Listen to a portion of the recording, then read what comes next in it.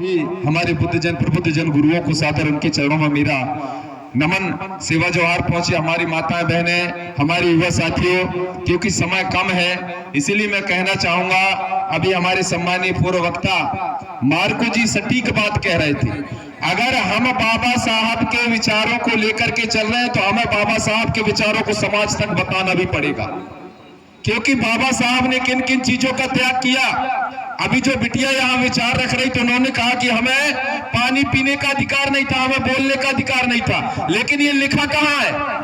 ये कौन से ग्रंथ में लिखा है? ये कौन से किताब में लिखा है? बताइए कि जो हमारे शोषित समाज है, जो ये शूद्र समाज है, इस शूद्र समाज को ब्राह्मणों के साथ बैठने का अधिकार नहीं था। किसमें लिखा है? बताइए। और ये कड़वा सच है। अगर ये सच को हमारे समाज में नहीं बताएंगे तो हमारे समाज में जन जागृति आने वाला नहीं। कौन से ग्रंथ में लिखा है? हम बोल तो लेते हैं कि हमें पानी पीने का अधिकार नहीं था, हमें बैठने का अधिकार नहीं था, हमें समानता का अधिकार नहीं था, लेकिन कहाँ में लिखा और किसने लिखा है? आज जिसने लिखा है उनकी हम गुलामी कर रहे हैं। ये बोलने की भी ताकत हमें होनी चाहिए, तब हम बाबा साहब के अनुयायी कहलाएंगे।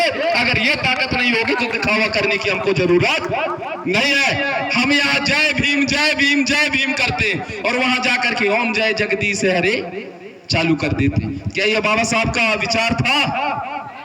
हमारे मुक्तिदाता कौन है? हमको यहाँ तक लाने वाला कौन है? किसके माध्यम से आए हैं हम आज? अब कई लोगों को लगता होगा कि जगदीश कहीं अपनी आरती तो नहीं करवाने लगा, क्योंकि मेरा नाम भी जगदीश है और किसी और का नाम भी जगदीश है ना? है कि नहीं है? हमें मनुवादी लोगों ने, आप लोगों ने सुना भी होगा, मैं स्पष्ट बोलता हूं, क्योंकि अगर ये बोलने का ताकत मुझे मिला है तो बाबा साहब के संविधान से, हमारे पुरखाओं से आशीर्वाद मिला है। जिन पुरखों ने अपना जान गंवा करके और हमारे समाज को स्वतंत्रता और समानता का अधिकार दिया, ये हम पुरखों के कारण आज इस मंच पर बोल पा रहे हैं।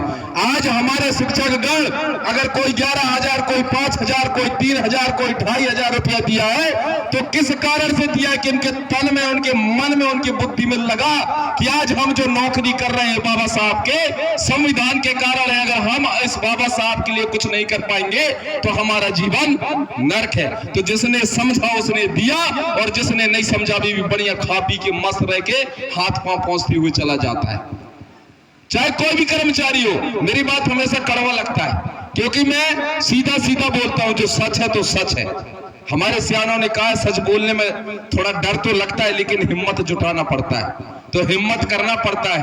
अगर हमको छुटकारा पाना है, अगर हमें बाबा साहब के, हमारे ज्योतिबा फूले, सावित्रीबाई फूले, छत्रपति साहू जी महाराज, ये ऐसे महापुरुष हुए जिन्होंने इस ब्राह्मणवादी व्यवस्था, रामास्वामी पेरियार, लालई यादव, कई लोग कहते हैं कि नहीं यार ये तो सिर्फ गोंडवाना वालिया बोलते, लालई यादव, रामास्वामी पेरियार, छत्रपति साहू जी महाराज, ऐसे लोगों ने समाज को जोड़ने का काम किया। ST SC OBC समाज को जोड़ने का काम किया।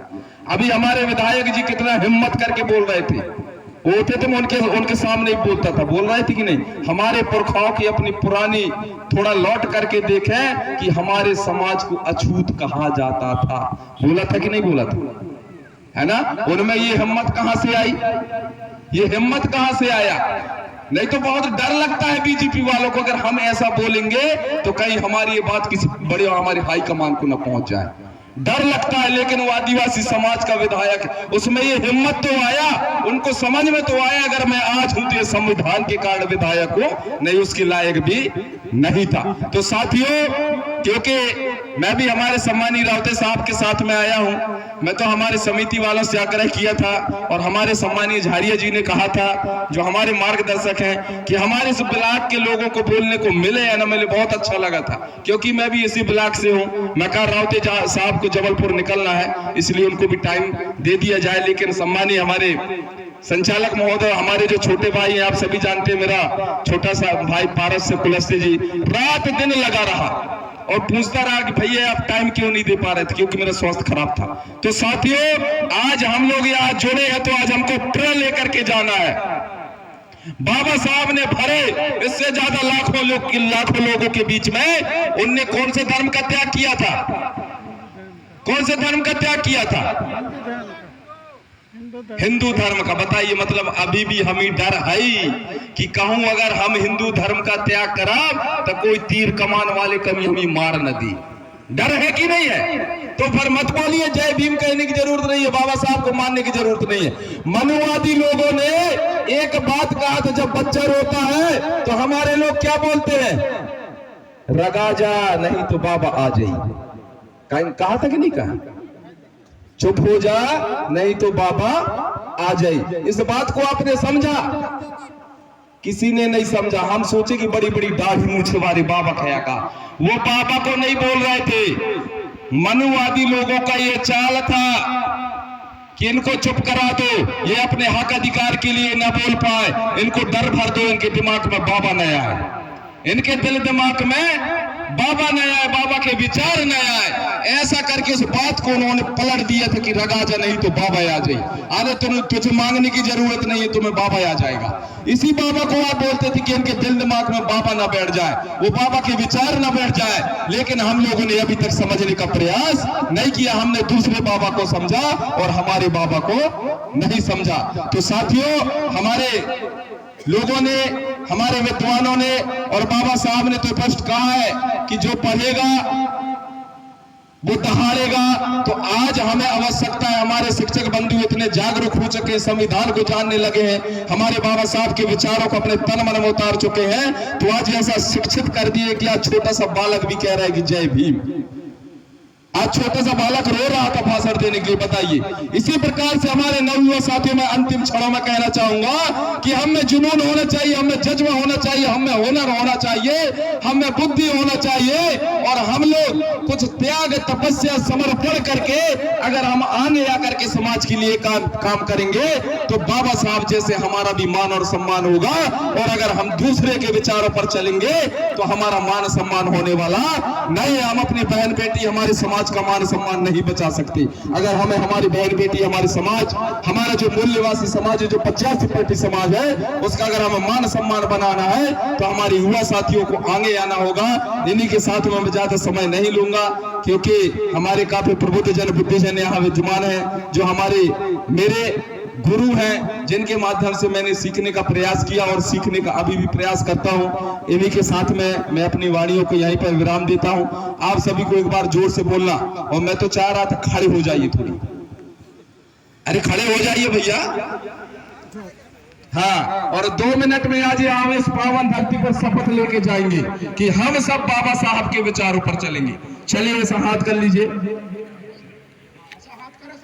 ज्यादा नहीं, क्योंकि संविधान का प्रस्तावना बहुत बड़ा है। सिर्फ मैं 3 वचन बोलूंगा, बाबा साहब के 21 वचन है ना। अगर 21 वचनों को हम लोग यहाँ ग्रहण करेंगे तो कई लोगों को जो है दुर्गाक्षरी चापना चालू हो जाएगा। इसलिए मात्र 3 वचन हम लोग लेंगे, ठीक है ना।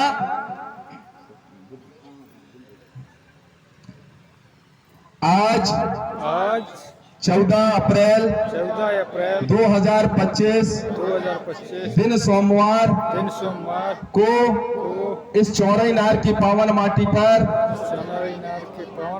बाबा साहब भीमराव अंबेडकर जी के प्रतिमा अवतरण पर हम शपथ लेते हैं कि बाबा साहब के विचारों को लेकर के जन जन तक पहुंचाने का काम करेंगे एवं बाबा साहब के 19वें पंक्ति उनके वचन जो 19 नंबर का वचन है उसको आप लोग पढ़ लेना, बहुत कठिन है इसलिए मैं बोल रहा हूँ। 19वें वचन का पालन करेंगे एवं हम हमारे मूल निवासी समाज के लिए निस्वार्थ भाव से समाज कल्याण के लिए काम करेंगे और जो धर्म हमें जाति भेदभाव छुआछूत में बांटता है ऐसे धर्म को हम नहीं मानेंगे। बोलिए अब जयकार है, जय जय जय जय जय भीम, जय जय जय जय जय भीम। आप सभी को साधुवाद, जय भीम, जय जोहार, जय संविधान, जय भारत। क्योंकि मैं इसलिए खड़ा किया था, बैठे बैठे आप लोगों के हाथ पैर भी चुकर गए होंगे। जय सेवा, जय आदिवासी, जय भीम, जय संविधान। धन्यवाद।